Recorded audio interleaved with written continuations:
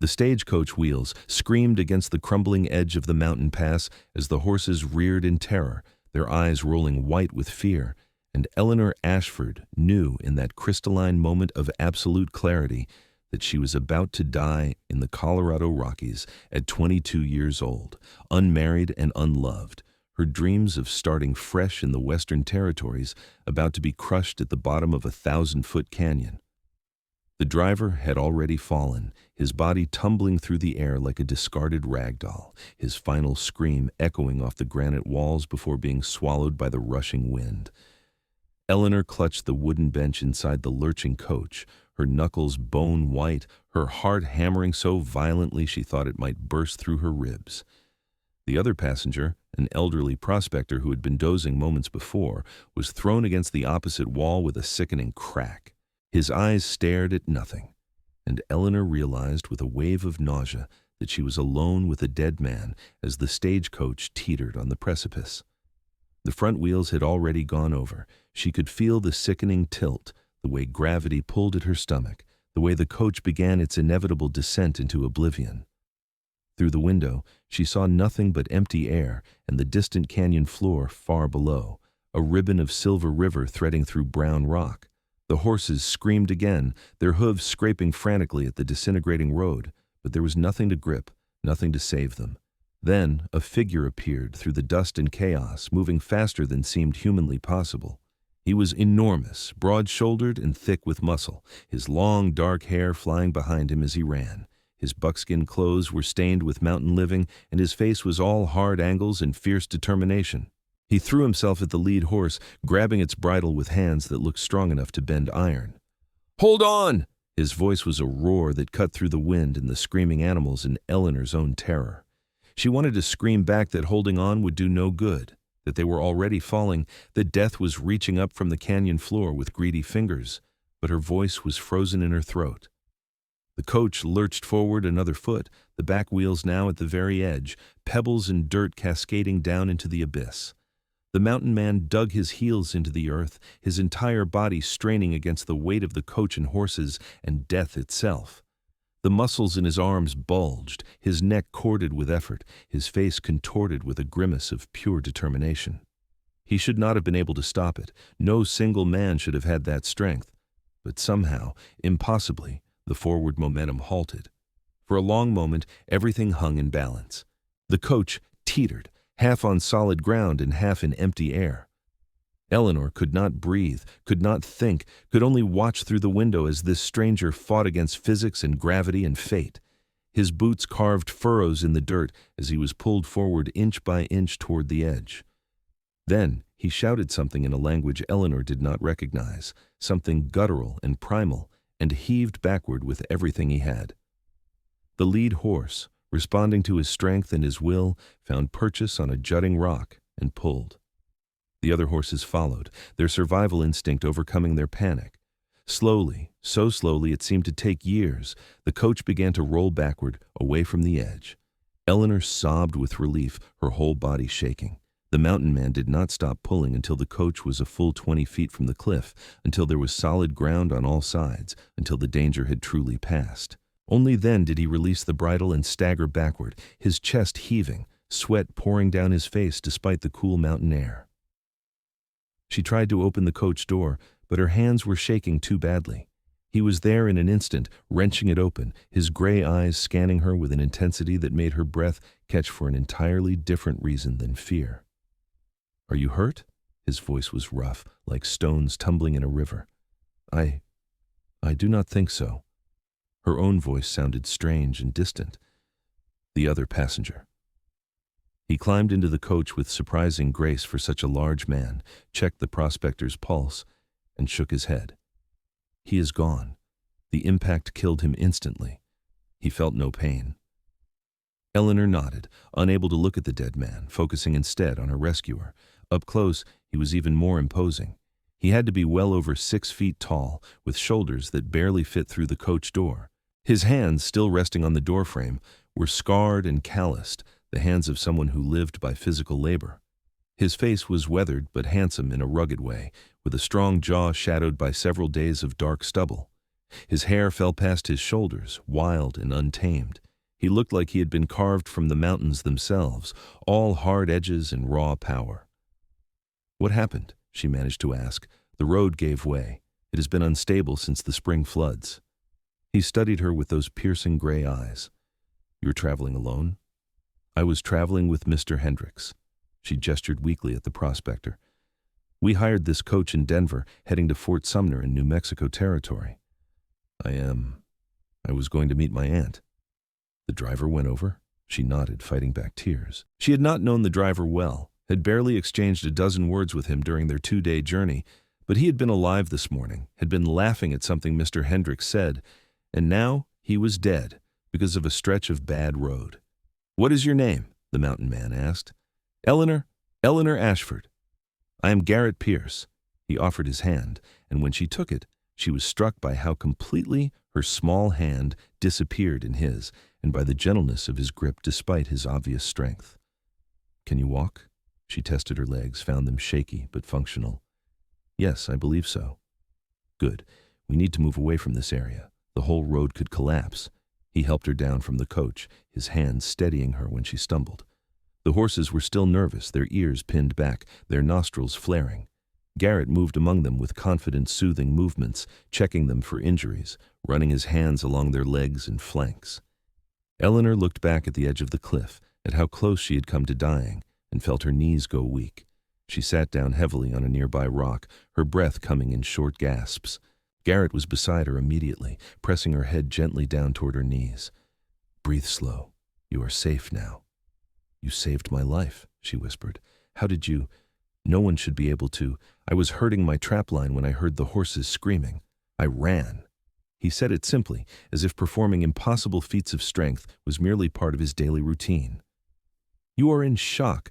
We need to get you somewhere warm and safe." "The stagecoach cannot go forward on this road and cannot turn around here.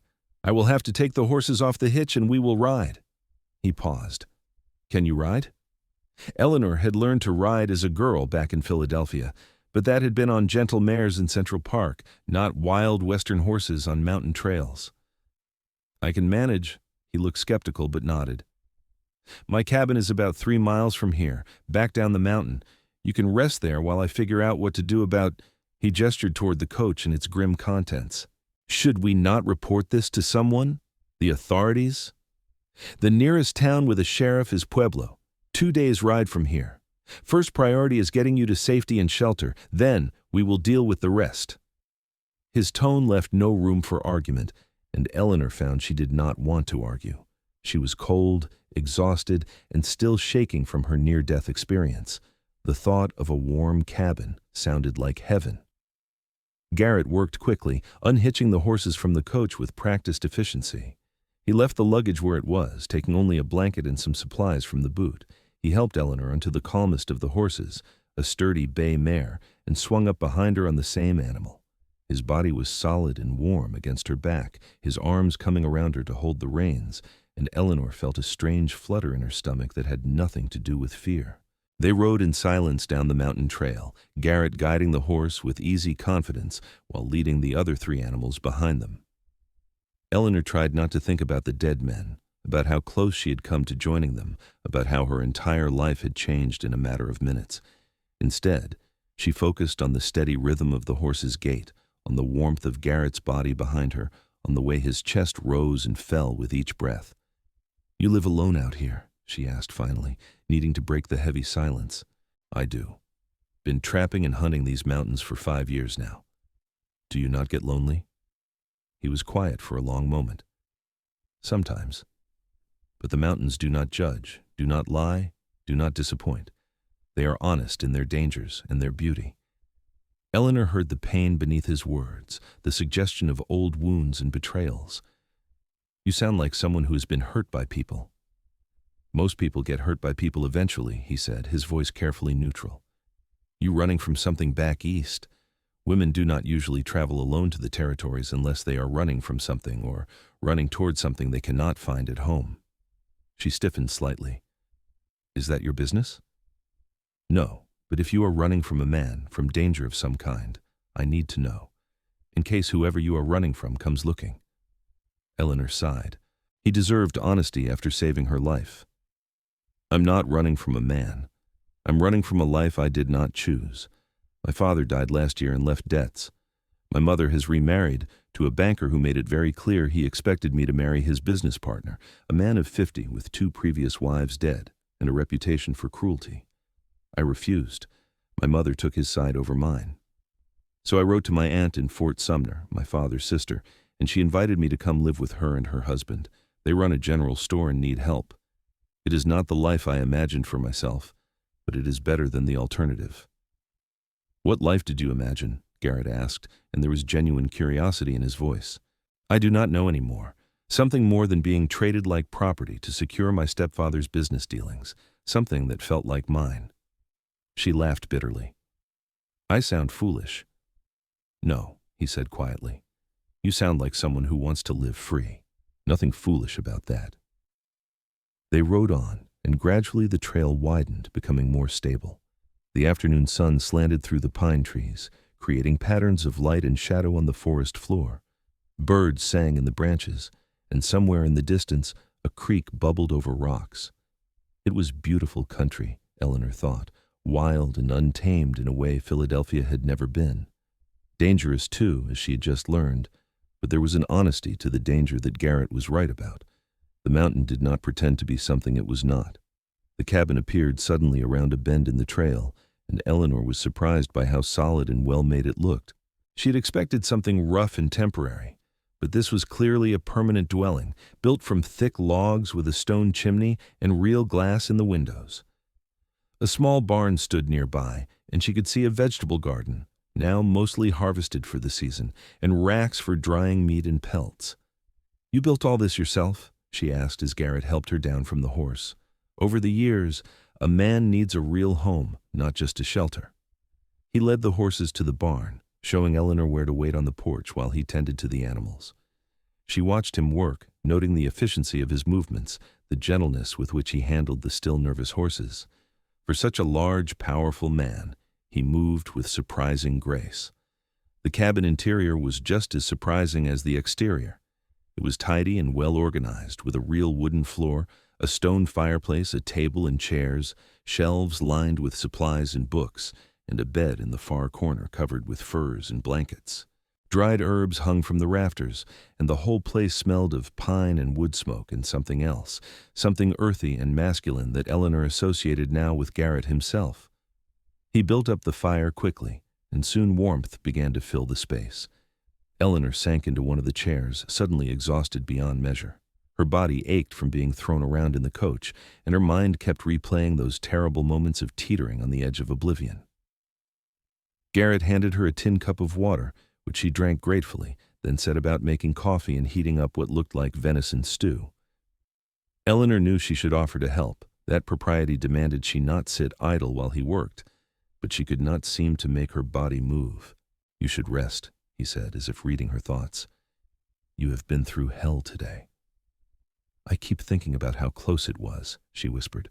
"Another second but it did not happen. You are here, you are alive, and you are safe."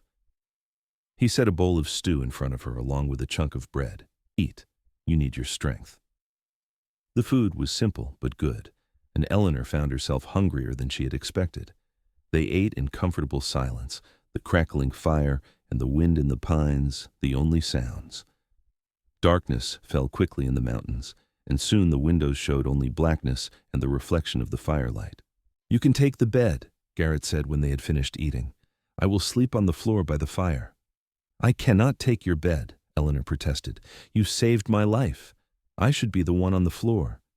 You are my guest, and you have had a terrible shock. You need proper rest." His tone made it clear the matter was not up for discussion. "I have slept in far worse places than my own cabin floor." Too tired to argue further, Eleanor accepted.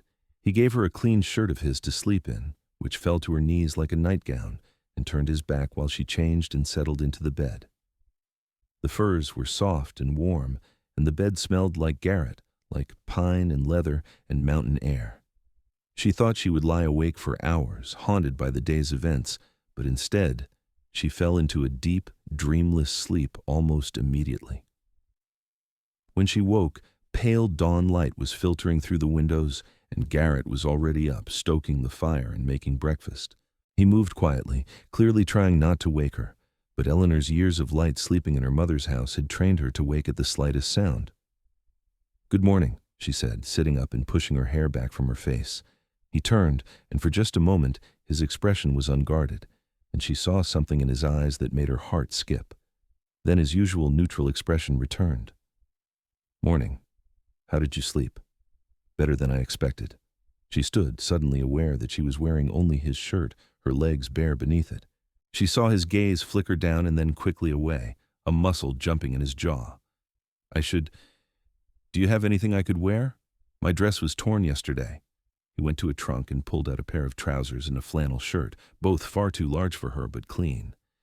"These will swallow you, but they are better than nothing.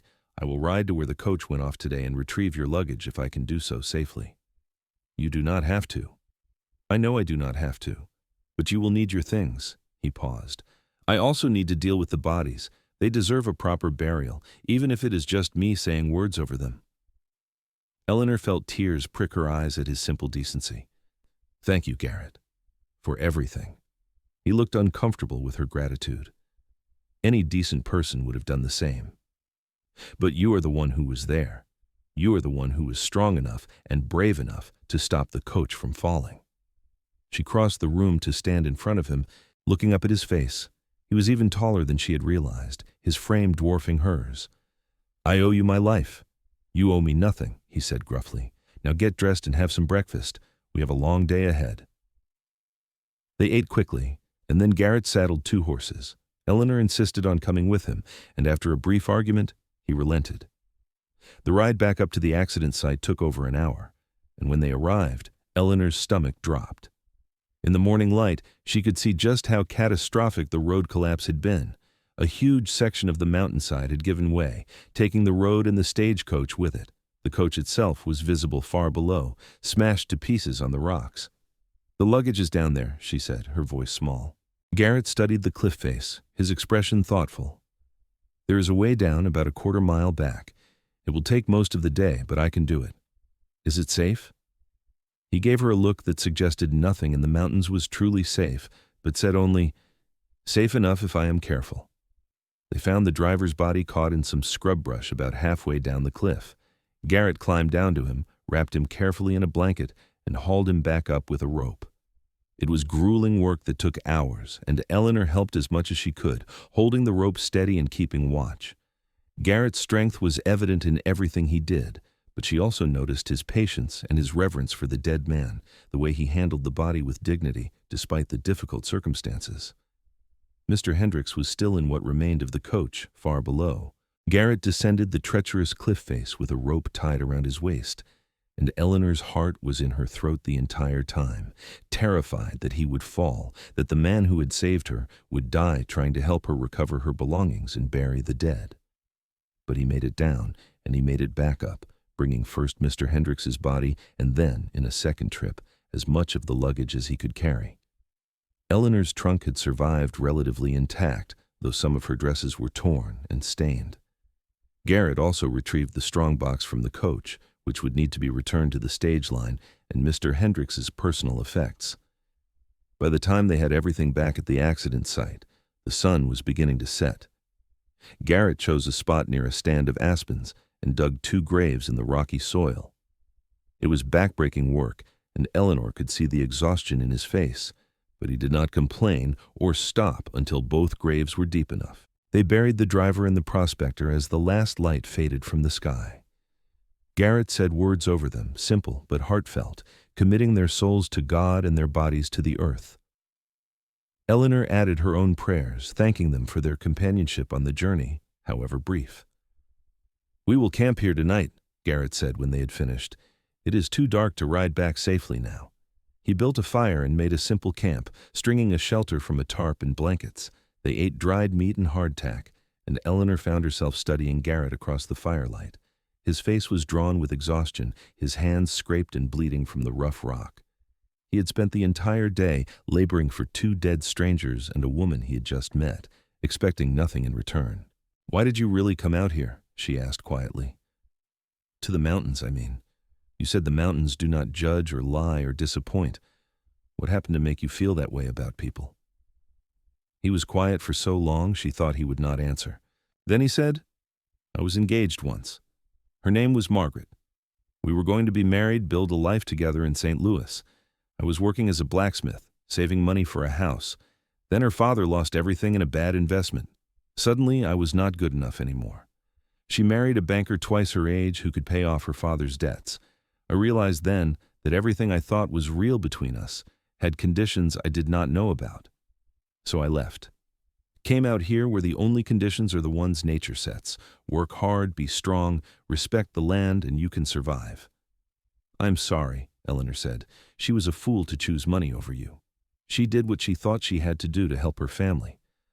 I understand that now. I was angry for a long time.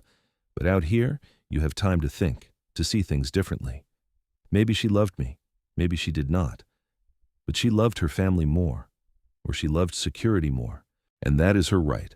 I just decided I did not want to build my life around things that could be taken away by circumstances beyond my control." "But you did build a life," Eleanor said, gesturing around at the mountains, the forest, the vast wilderness. "This is a life, even if it is different from what you planned." "It is," he agreed. "A good one most days, lonely sometimes, but honest." "I think I understand that," she said. "The appeal of honesty, of knowing exactly where you stand. Back in Philadelphia, everything was performances and pretense. No one ever said what they really meant. Everyone was always maneuvering for advantage. It was exhausting." "Is that why you are really going to Fort Sumner, to get away from the pretense?" Eleanor considered this. "Partly. Also because I truly did not want to marry Mr. Whitmore, my stepfather's business partner. But yes, the thought of going somewhere where people say what they mean and mean what they say was appealing." She smiled slightly. "Though I was expecting a town, not the side of a mountain." "Fort Sumner is a good town," Garrett said. "I have been through there a few times trading pelts. Your aunt and uncle, what are their names?" "Catherine and Thomas Miller. They run Miller's General Store." "I know them. Good people. Your Uncle Thomas is fair in his dealings, and your Aunt Catherine has a kind heart. You will be well treated there." He paused. "When we get back to my cabin tomorrow, I will take you to Fort Sumner myself. It is about 3 days' ride from here, and the trails can be dangerous. You should not travel alone." "That is very generous. But I cannot ask you to." "You are not asking. I am offering." His gray eyes met hers across the fire. "You have been through enough. Let me see you safely to your destination." Eleanor felt warmth spread through her chest that had nothing to do with the fire. "Thank you, Garrett." They settled down to sleep, Eleanor wrapped in blankets near the fire, Garrett a respectful distance away. She lay awake for a while, listening to the night sounds of the forest, thinking about the strange twist of fate that had brought her to this moment. 2 days ago she had been a passenger on a stagecoach, heading toward an uncertain future with a relative she barely knew. Now 2 men were dead. She had nearly died herself, and she was lying under the stars with a mountain man who had saved her life and shown her more genuine kindness than anyone in her old life ever had. The next morning, they packed up camp and rode back to Garrett's cabin, leading the pack horse with Eleanor's trunk and the strongbox. It was late afternoon when they arrived, and Eleanor was exhausted from 2 days of emotional and physical strain. Garrett insisted she rest while he prepared a proper meal, and she found she had no energy to argue.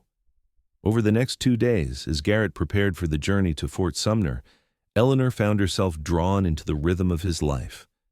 She helped him with small tasks around the cabin, mending a tear in his coat, organizing his supplies, cooking meals. They talked while they worked, tentative at first and then with growing ease. She learned about his childhood in Missouri, his parents who had died of cholera when he was 16, his years working as a blacksmith before coming west. He learned about her life in Philadelphia, her father who had been kind but weak with money, her mother who had chosen security over her daughter's happiness, her dreams of maybe teaching school someday, of having a life that meant something beyond just surviving. "You would be a good teacher," Garrett said one evening as they sat by the fire. "You have patience and you explain things clearly." "How would you know that?" Eleanor asked, amused. I have been listening to you talk for 2 days. You think through what you are going to say. You consider your words. That is rare. He looked at her with an expression she could not quite read. You're different from what I expected when I pulled that coach back from the edge. What did you expect? Someone more fragile, I suppose. Someone who would fall apart under pressure. But you have been through something terrible, and here you are, helping me prepare for a journey, staying strong. You have more courage than you give yourself credit for. Eleanor felt her cheeks flush at the compliment. I do not feel courageous. I feel like I am barely holding myself together. That is what courage is, Garrett said. Not the absence of fear, but moving forward despite it. Their eyes met across the fire, and Eleanor felt something shift between them, some invisible barrier falling away. She was acutely aware of how handsome he was, even with his weathered face and unkempt hair. Or perhaps because of those things, he looked real in a way the groomed, polished men of Philadelphia never had, real and solid and trustworthy. Garrett, she began, not quite sure what she wanted to say, but he stood abruptly, his expression closing off. We should get some sleep. We leave at dawn tomorrow. The moment passed, and Eleanor was left wondering if she had imagined the connection she had felt, the heat in his eyes when he looked at her. They set out early the next morning, the horses packed with supplies for the journey. Garrett set a steady pace, following trails that Eleanor would never have seen on her own, winding through forests and across meadows, always heading south and east. They stopped frequently to rest the horses and eat, and Garrett proved to be excellent company, pointing out wildlife and plant life, telling her stories about his years in the mountains. On the second day, they came across a small homestead, a rough cabin with a barn and a few scraggly cattle. A woman came out when she heard the horses, a rifle in her hands, her face suspicious until she saw Garrett. Garrett Pearce, as I live and breathe, she called, lowering the rifle. What brings you down from your mountain? Hello, Sarah, Garrett said, dismounting. I am escorting Miss Eleanor Ashford to Fort Sumner. Her stagecoach had an accident up in the high country. Sarah's eyes went wide. That bad road by Copper Creek? I heard there was talk of it being unstable. It collapsed, Garrett confirmed. Miss Ashford is the only survivor. Sarah immediately insisted they stay for a proper meal and rest. Her husband, John, was out checking traps but would be back by evening, and she was desperate for company and news. Eleanor found herself warming to the woman, who was in her mid-30s with a weathered face and kind eyes. She peppered them both with questions about the accident, about life in the high country, about news from the east. Over dinner that evening, with John home and the four of them crowded around the small table, Eleanor saw a different side of Garrett. He was relaxed here, laughing at John's jokes, teasing Sarah about her terrible coffee, telling stories that had them all in stitches. He was still the strong, capable man who had saved her life, but here he was also warm and funny and charming. You have got a good man there, Sarah said quietly to Eleanor while the men were outside tending to the horses after dinner. Garrett Pearce is one of the finest people I know. Helped us build our barn last year, would not take payment beyond meals and a place to sleep.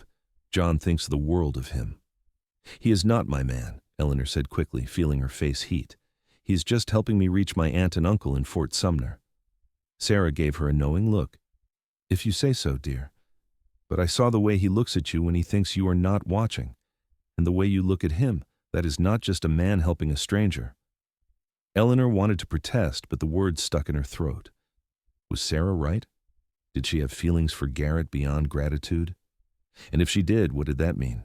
She had known him only a handful of days. It was too fast, too sudden, too impossible. But that night, lying in the small loft Sarah had prepared for her while Garrett slept in the barn, Eleanor could not stop thinking about him. About the strength in his arms when he had pulled her from the coach, the gentleness in his touch when he helped her onto her horse, the warmth in his eyes when he smiled at her across the campfire. About the way her heart beat faster when he was near, the way she found excuses to stay close to him, to hear his voice, to watch him work. She was falling in love with him. The realization hit her like a thunderbolt, leaving her breathless and terrified. How could she be falling in love with a mountain man she had just met? It made no sense. It was irrational and illogical and completely insane. And yet her heart did not care about logic. Her heart knew what it wanted, and it wanted Garrett Pearce with an intensity that frightened her. They left the homestead early the next morning, Sarah pressing a package of food into Eleanor's hands and whispering, "Hold on to that one. Men like him do not come along often." The final day of travel passed in a blur of pine forests and rocky hills, and then suddenly they were descending into flatter land, and Eleanor could see Fort Sumner in the distance, a collection of adobe buildings clustered along the Pecos River. Her heart sank as the town grew closer. Once they arrived, Garrett would leave. He would return to his mountain cabin, and she would stay here with her aunt and uncle, and their paths would never cross again, unless she did something about it. "Garrett," she said as they rode down the main street, drawing curious looks from the townspeople. "Can we talk before you leave?" He glanced at her, his expression unreadable. "Of course." Miller's General Store was easy to find, a large building near the center of town. A woman who could only be Eleanor's Aunt Catherine came rushing out when she saw them approach, her face a mixture of joy and relief and concern. "Eleanor! Oh, thank God you are safe. We got word 2 days ago that the stagecoach never arrived in Pueblo. They said there had been an accident, that there were no survivors. I thought—" She pulled Eleanor into a fierce embrace, tears streaming down her face. "I'm fine, Aunt Catherine," Eleanor said, hugging her back. "I was very lucky. This is Garrett Pearce. He saved my life and brought me here safely." Catherine turned to Garrett, her eyes wide. "You saved her. How can we ever repay you?" "No repayment necessary," Garrett said, dismounting. "I'm just glad I was there when she needed help." Catherine insisted they both come inside, that Garrett must stay for dinner, that they needed to hear the whole story. Uncle Thomas appeared from the back of the store, a portly man with a kind face and a firm handshake. Soon, Eleanor found herself sitting in their comfortable parlor behind the store, telling the whole tale, while Catherine gasped and cried, and Thomas shook his head in amazement. "Pulled the coach back by yourself?" Thomas said to Garrett, his tone incredulous. "That must have taken incredible strength." "Adrenaline helps," Garrett said modestly, "and the horses did most of the work once I got them focused." "Nonsense," Eleanor said firmly. "Without you, we all would have died. You are a hero, Garrett Pearce, whether you want to admit it or not." Their eyes met, and Eleanor saw something flicker in his expression, something warm and vulnerable that made her heart ache. Dinner was a boisterous affair, with Catherine fussing over both of them, and Thomas asking 100 questions about life in the mountains. Garrett answered patiently, but Eleanor could see he was getting tired, the long journey and the emotional strain catching up with him. Finally, as the evening grew late, Catherine showed Eleanor to a small bedroom upstairs that would be hers, and Thomas offered Garrett a room at the boarding house down the street at their expense. Garrett tried to refuse, but Thomas would not hear of it. "It is the least we can do for the man who saved our niece," he said firmly. "You will stay tonight, rest properly, and head back to your mountain tomorrow fully supplied. I insist." Eleanor's heart sank.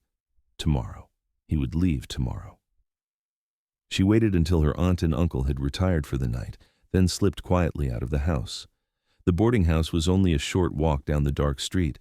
She found Garrett sitting on the porch, staring up at the stars, a cup of coffee in his hands. "Could not sleep?" he asked when he saw her approach. "I needed to talk to you." She sat down beside him, her heart hammering. "Before you leave tomorrow." "Eleanor," his voice held a warning note. "No, please let me say this." She took a deep breath. "I know we have only known each other a few days. I know this is probably crazy and improper and all the things a lady from Philadelphia should not do. But I cannot let you leave without telling you that I have feelings for you. Real feelings. The kind that do not care about logic or propriety or good sense." Garrett set down his coffee cup with a trembling hand. "You do not know what you are saying. You are grateful, that is all. I saved your life, and you are confusing gratitude with something else." "I am not confused," Eleanor said fiercely. "I know the difference between gratitude and love, Garrett, and I am telling you I'm falling in love with you. Maybe I'm already there. I do not know. All I know is that the thought of you leaving tomorrow, of never seeing you again, feels like another kind of death." "Eleanor." He turned to face her, and she saw anguish in his eyes. "You have a life ahead of you here. Your aunt and uncle clearly love you. You can teach school like you dreamed. You can have a normal life, a good life. I am a mountain man who lives in a cabin in the middle of nowhere. What kind of life could I offer you?" A life with you in it, she said simply. That is all I want. You do not know what you are asking. It is a hard life, Eleanor. Lonely, isolated, no parties or society or culture, just mountains and forest and endless work. You would grow to hate it, and eventually, you would hate me. How do you know? She challenged. Have you asked me what I want? Or are you just assuming I am too fragile, too refined, too much of a city girl to handle it? I'm trying to protect you, he said, his voice rough with emotion. From what? From happiness? From love? She reached out and took his hand, feeling the calluses on his palm, the strength in his fingers. I'm not asking you to promise me forever right now. I'm not asking you to marry me tomorrow. I'm just asking you not to ride away and never come back. I'm asking you to give us, whatever this is, a chance to become something. Garrett looked down at their joined hands, his jaw working. What if I hurt you? What if I'm not enough for you? What if you are everything I need? Eleanor countered. You are the first person in my entire life who has treated me like I have a brain and a will of my own. The first person who has been honest with me, who has not tried to manipulate me or use me for their own ends. That matters more than fancy houses or society parties. Your aunt and uncle will understand that I am an adult who can make my own choices. She squeezed his hand. Talk to me. Garrett, tell me honestly what you feel. Do you have feelings for me? He was quiet for a long moment, staring out at the dark street. Then he said, so quietly she almost did not hear, yes. From the moment I pulled you out of that coach and saw your face, something in me recognized something in you, and every moment since then has only made it stronger. You are brave and kind and smart and beautiful, and yes, I have feelings for you. Strong feelings, the kind that terrify me because I swore I would never put myself in a position to be hurt like that again. Eleanor felt tears sting her eyes, but they were happy tears. So we are both terrified. We can be terrified together. Garrett turned to look at her, and the raw emotion in his face took her breath away.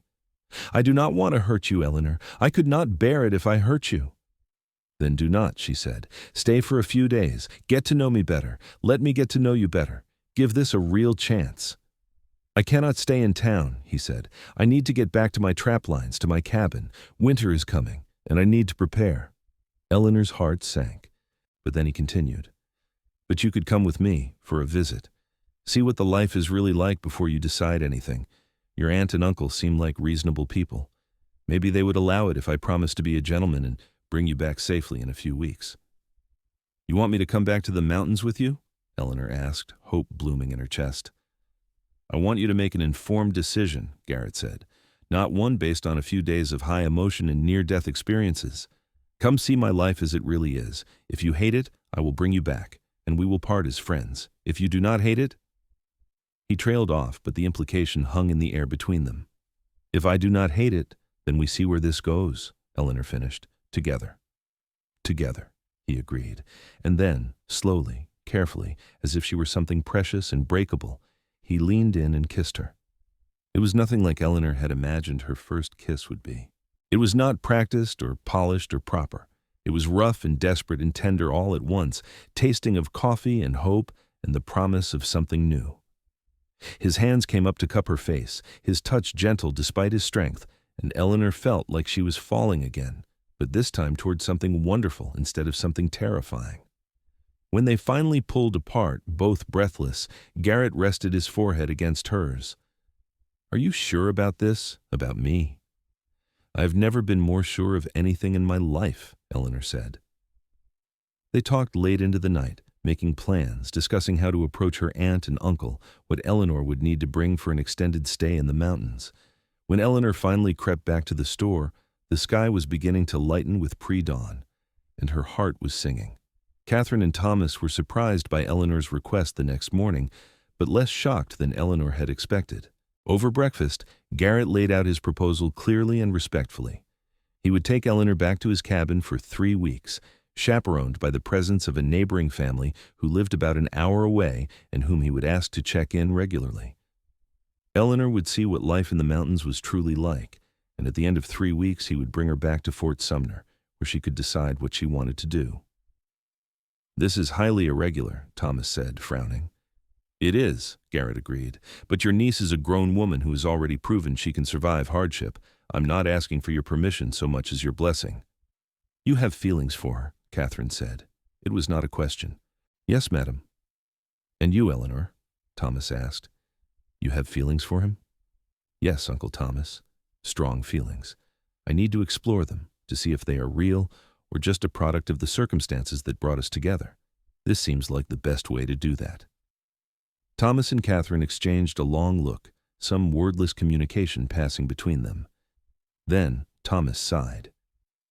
"If your aunt and I had not been willing to take a chance on each other, to take a risk on love, we would not have the life we have now. Who are we to deny you the same opportunity?" "But you bring her back safely," Catherine said to Garrett, her voice firm, "and you write to us every week so we know she is well." "Yes, madam," Garrett said. "You have my word."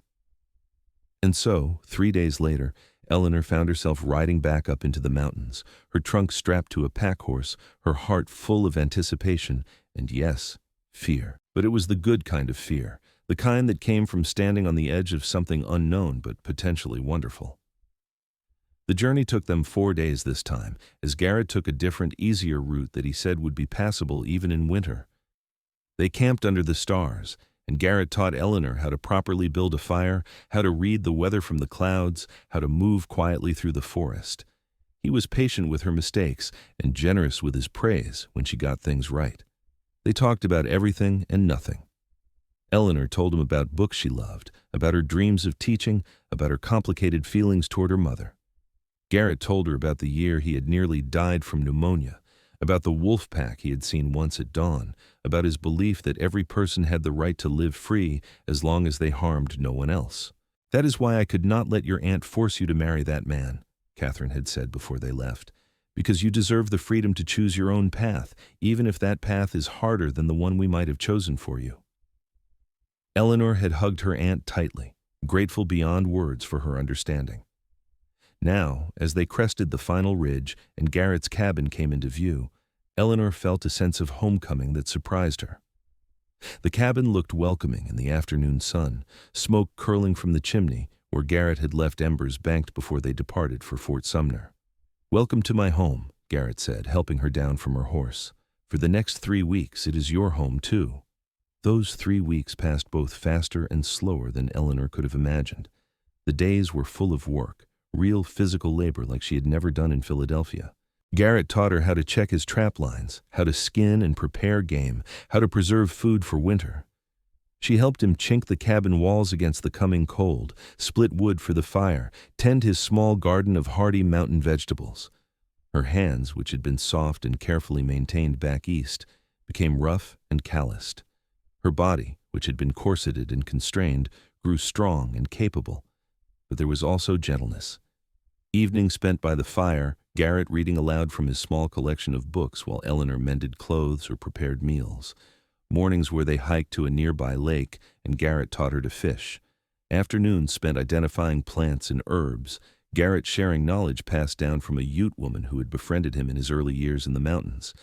And there was romance, stolen kisses while gathering firewood, Garrett's arms around her as they watched the sunset from the porch. Long conversations late into the night about their hopes and fears and dreams. Slowly, carefully, their relationship deepened from attraction into something more profound. The neighboring family Garrett had mentioned, the Johnsons, did indeed visit regularly. Martha Johnson took Eleanor under her wing, teaching her additional skills for mountain living and clearly approving of the match between her and Garrett. "He has been alone too long," she told Eleanor during one visit. "You are good for him. He smiles more now than I have seen in the 5 years we have been neighbors." 2 weeks into Eleanor's stay, a early snow came, dusting the mountains with white. Garrett looked worried, pacing the cabin as the snow fell steadily outside. "What's wrong?" Eleanor asked. "If it keeps snowing like this, the passes will close early. I might not be able to get you back to Fort Sumner until spring." Eleanor considered this. 3 weeks had become 2 weeks, and she was supposed to go back next week. But the thought of leaving filled her with dread. She had fallen completely in love with this life, with these mountains, with this man. Going back to Fort Sumner felt like going backward, not forward. What if I did not want to go back? She said quietly. Garrett stopped pacing. What? What if I wanted to stay? Here, with you, permanently. He crossed the room in 2 strides, taking her hands in his. Eleanor, are you saying what I think you are saying? I'm saying that I love you, Garrett Pearce. I love this life, and I love these mountains, and I love the man you are and the life we could build together. She smiled up at him. I am saying that if you will have me, I would like to stay. Not for a visit. Forever. Forever is a long time, Garrett said, but his eyes were shining. Not long enough, Eleanor replied. He kissed her then, deeply and thoroughly, and when they broke apart, he said, I love you, Eleanor Ashford. I have loved you since you sat on that rock after nearly dying and told me you could ride. You have more courage and strength than any 10 men I know.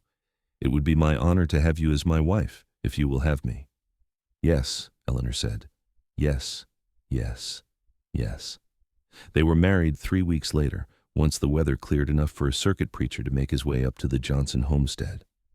Catherine and Thomas came up for the wedding, along with a dozen other mountain families Eleanor had not even known existed. The ceremony was simple, held in the Johnsons' barn with everyone crowded around. But Eleanor thought it was the most beautiful wedding she had ever seen. She wore a dress made from fabric Garrett had traded for in Fort Sumner, simple but clean and new. He wore his best buckskins and had trimmed his beard and hair, though he still looked every inch the mountain man. When he slid a ring onto her finger, a simple gold band he had commissioned from a metalworker in town, Eleanor felt tears of pure joy stream down her face. I never thought I would have this, Garrett said during their vows. I never thought I would find someone who understood me, who wanted this life, who would love me for exactly who I am. You are my miracle, Eleanor. And you are mine, she replied. You saved my life in more ways than one.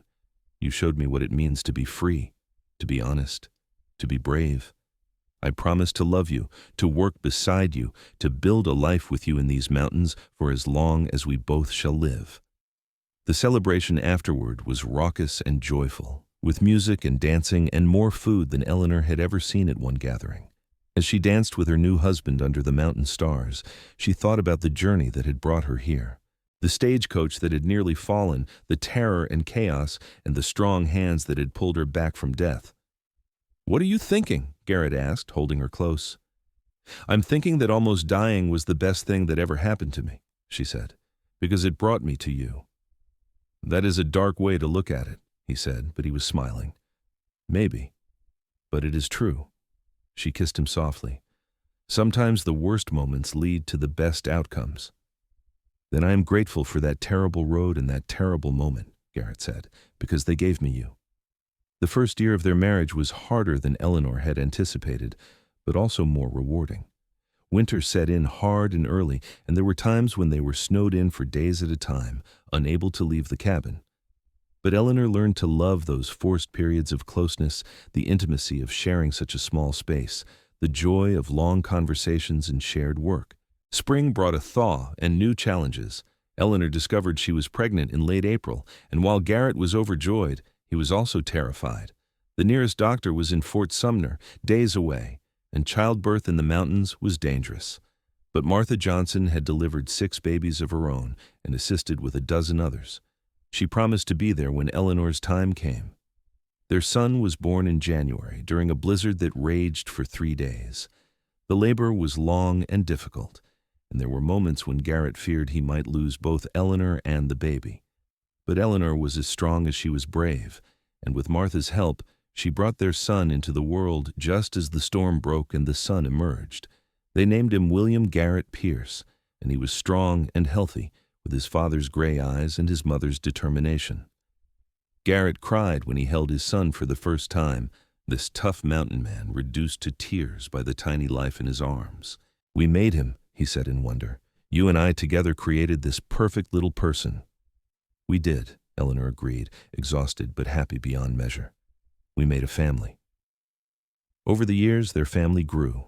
A daughter, Rose, came 2 years later, followed by another son, Thomas, named for Eleanor's uncle.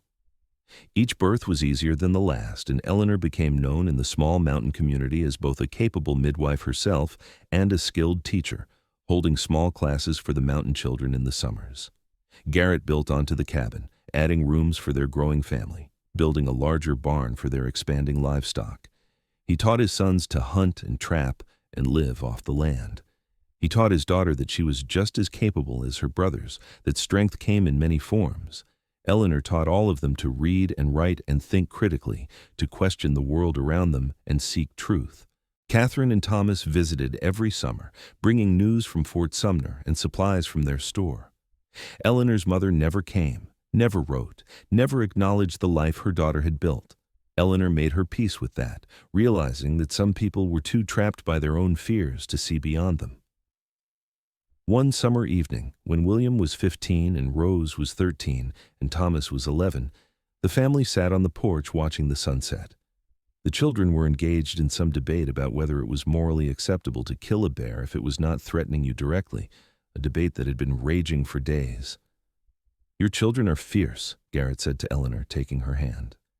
"They get it from both of us," she replied, leaning her head on his shoulder.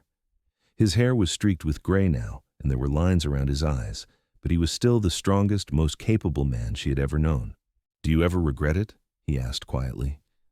"Giving up the life you could have had in town? The easier life?" Eleanor looked out at the mountains, at the forest stretching in every direction, at her children arguing passionately about ethics and survival. She thought about the years of hard work, of cold winters and hot summers, of childbirth and sickness and all the challenges they had faced together. "Not for a single moment," she said firmly. "This is the life I was meant to live. You are the man I was meant to love. Our children are the legacy I was meant to leave. I have never been happier or more fulfilled than I am right here, right now, with all of you." Garrett raised her hand to his lips and kissed it gently. "You saved me too, you know. That day on the mountain, when I pulled that coach back, I thought I was saving you. But really, you saved me. You showed me that it was possible to trust again, to love again, to believe in something beyond just survival." "We saved each other," Eleanor said. "That is what love is supposed to do." As the sun set behind the mountains, painting the sky in brilliant shades of orange and pink and purple, Eleanor reflected on the strange path that had brought her to this moment. A failing stagecoach, a crumbling road, and a mountain man who had been strong enough to hold on when everything was falling apart. She had been running from a life she did not want, heading toward an uncertain future, when fate had intervened in the form of a near-death experience and a stranger with gray eyes and gentle hands. She had been so focused on reaching Fort Sumner, on starting over with her aunt and uncle, that she had not realized her real destination was entirely different. Her real destination had been right here, in these mountains, with this man and the family they had built together. Sometimes the worst moments really did lead to the best outcomes. Sometimes falling meant you would be caught by exactly the right person. Sometimes the hand that pulled you back from death was the same hand you wanted to hold for the rest of your life. Years later, when Eleanor was an old woman with silver in her hair and grandchildren playing at her feet, someone asked her what the secret was to a long, happy marriage. She thought for a moment, remembering that terrifying day when the stagecoach had teetered on the edge of the canyon, remembering Garrett's strength and determination, remembering the moment she had decided to take a chance on love, despite all logic and caution. "The secret," she said finally, "is finding someone who will not let you fall. And when you find that person, you hold on tight and you do not let go, no matter how hard the journey gets. You face everything together, the good and the bad, the easy and the hard. And if you are very lucky, like I was, you will build a life so full of love and joy and meaning that you cannot imagine any other path could have been better." She looked over at Garrett, who was teaching their grandson how to whittle, his big hands guiding small ones with infinite patience. He caught her eye and smiled, that same smile that had made her heart skip beats for over 40 years. And Eleanor smiled back, filled with gratitude for a failed road, a falling coach, and a mountain man who had been strong enough to save her and brave enough to love her. Their youngest granddaughter, a bright-eyed girl of 6 named Eleanor Catherine, after her grandmother and great-aunt, climbed into her lap. "Tell me the story again, Grandma, about when you and Grandpa first met, about how he saved you from falling off the mountain." Eleanor wrapped her arms around the little girl, feeling the warmth of her great-granddaughter's body, the proof of the life she and Garrett had built together.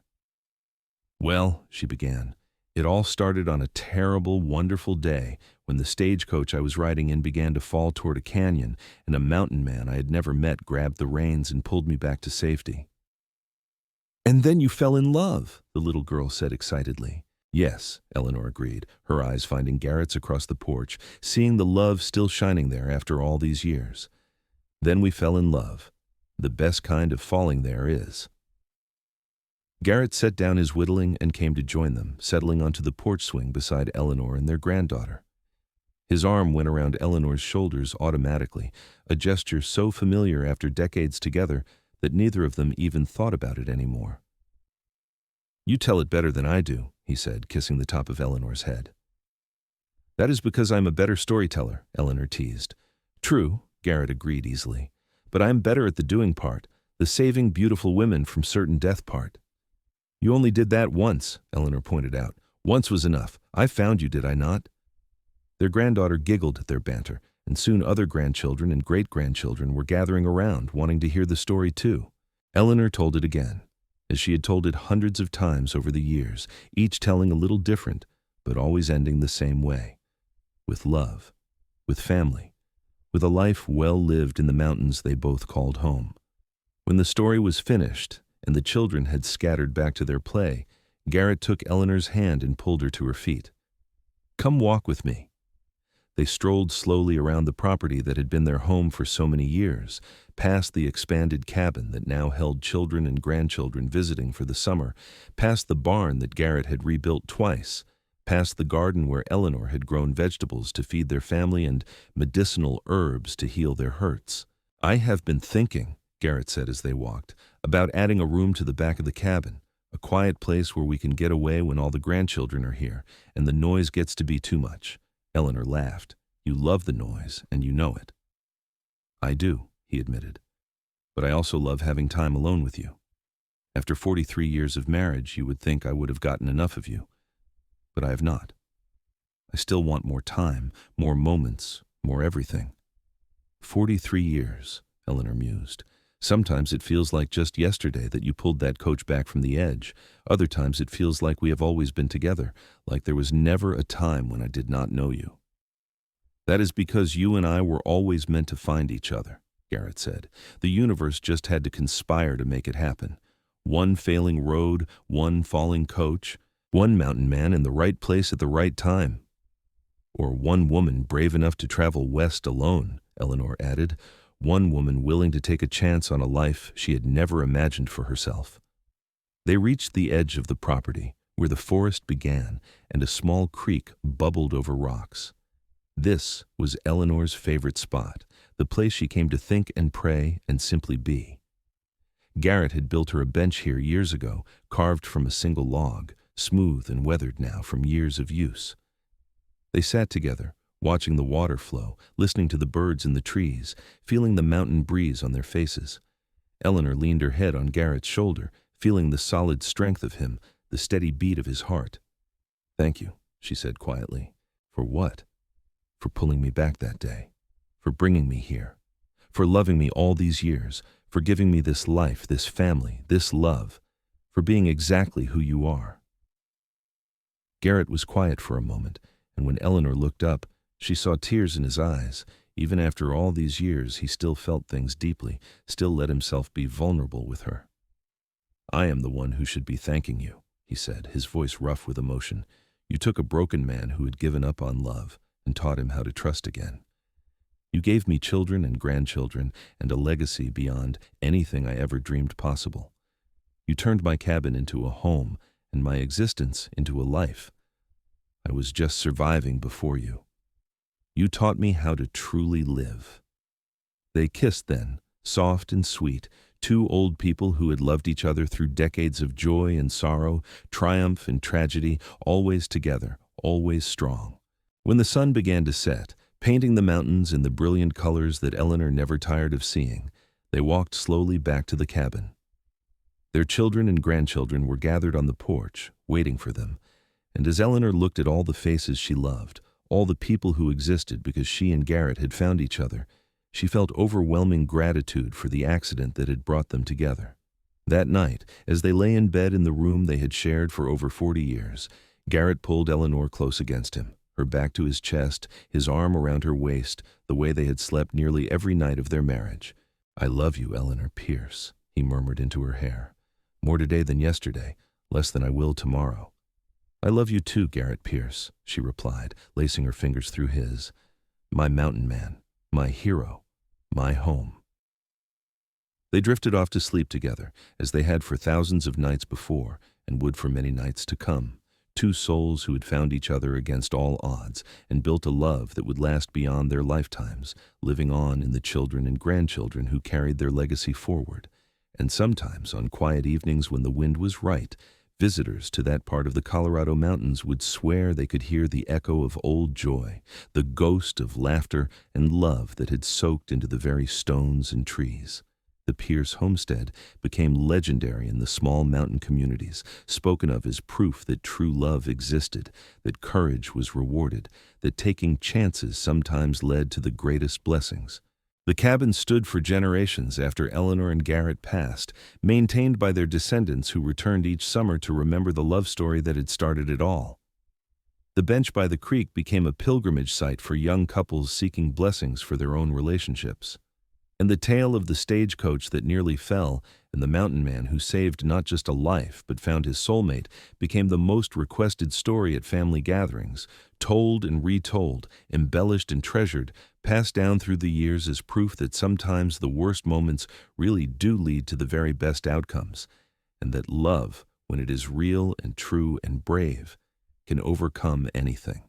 Eleanor and Garrett Pearce lived long, full lives surrounded by the people they loved in the mountains they called home. They died within 6 months of each other, Eleanor first at the age of 89, Garrett following soon after at 92, unable to bear life without his beloved wife. They were buried side by side on a hill overlooking their cabin, their gravestones simple but inscribed with words that told their story. She fell. He caught her. Together they soared. And in the mountains they loved, in the cabin they built, in the hearts of the family they created, their love lived on forever. A testament to the power of courage, the strength of commitment, and the miracle of finding exactly the right person to hold on to when everything else is falling apart. The end came peacefully for both of them, surrounded by love, filled with gratitude, their hands still clasped together the way they had been since that first terrifying, wonderful day when fate brought them together on a crumbling mountain road. Their children and grandchildren mourned them, but also celebrated them, knowing that Eleanor and Garrett had lived exactly the lives they wanted to live, had loved exactly the way they wanted to love, and had left behind a legacy that would inspire generations to come. In Fort Sumner, Catherine and Thomas Miller, long since past themselves, would have been proud to know that the niece they had taken a chance on had found such happiness. The risk they had allowed her to take, the unconventional courtship they had blessed, had led to one of the greatest love stories their family would ever know. And somewhere in the mountains, if you listened closely on a quiet evening, you could almost hear the echo of laughter, the whisper of words of love, the gentle sound of two hearts that had beat as one for over 40 years. The story of Eleanor and Garrett Pearce became more than just family history. It became legend, proof that courage and love in taking chances could lead to extraordinary lives, even in the hardest of circumstances.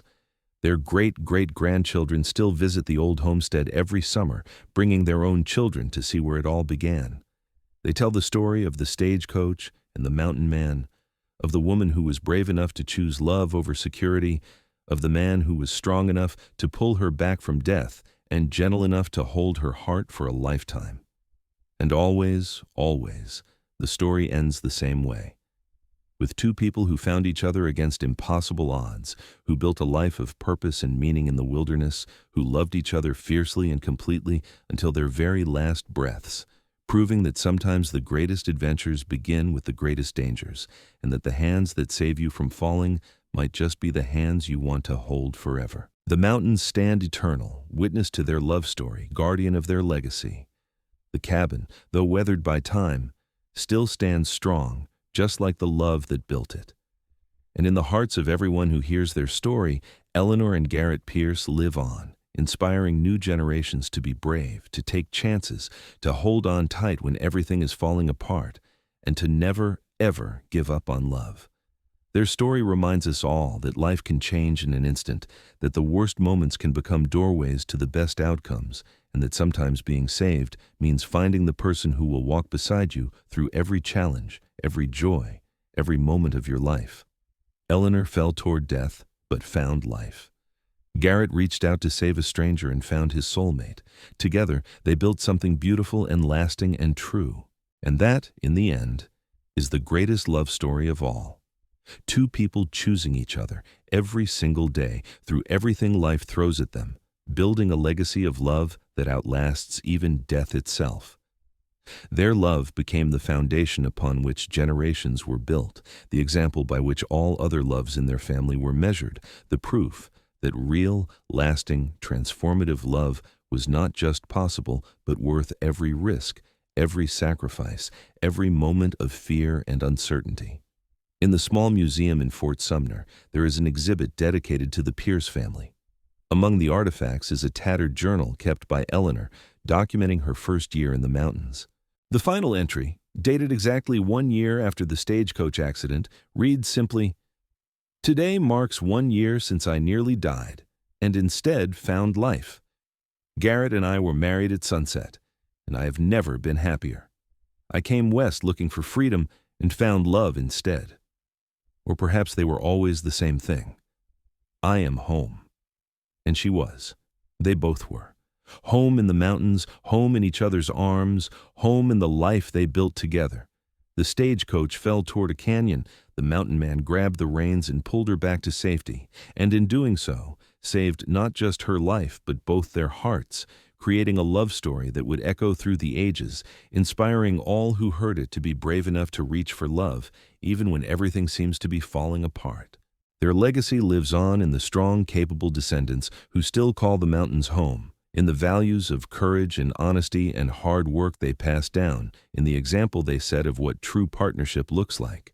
Eleanor and Garrett Pearce proved that love does not have to be easy to be real, that the best things in life often come from the scariest moments, and that sometimes the greatest act of courage is simply choosing to hold on to each other and to hope no matter what. The mountains remember, the family remembers, and the story continues, generation after generation, a testament to two people who loved bravely, lived fully, and left the world better than they found it, all because one terrible, wonderful day. A stagecoach fell toward a canyon, a mountain man grabbed the reins, and two souls found each other in the most unlikely of circumstances, proving that fate, when it works in your favor, is the greatest storyteller of all.